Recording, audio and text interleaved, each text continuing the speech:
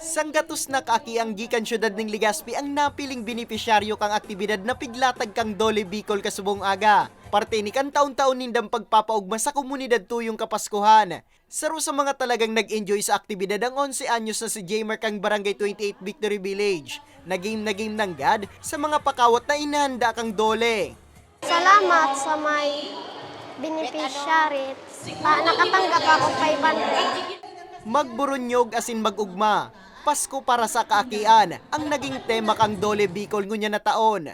Apwera sa mga regalo para sa mga chikiting, igwa man na ipigtaong grocery packs ang Dole.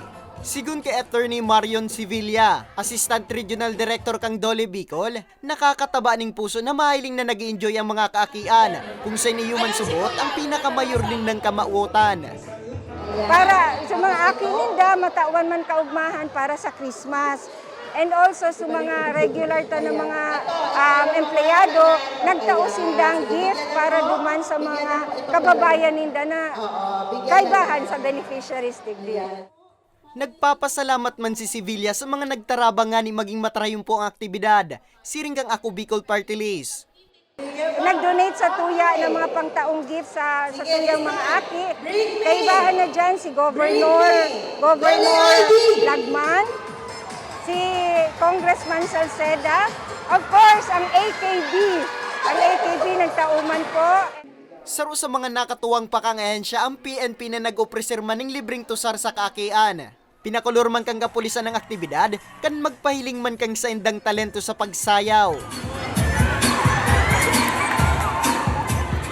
Hindi lang naman po kami sa pagsugpo ng kriminalidad na isa sa mga layunin namin bila sa PNP.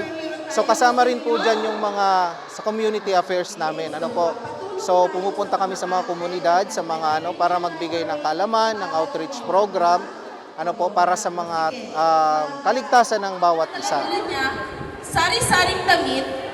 Presente man ang Albay Provincial Library na nagkondukta ng storytelling sa mga chikiting, asin iba pang mga pakawat.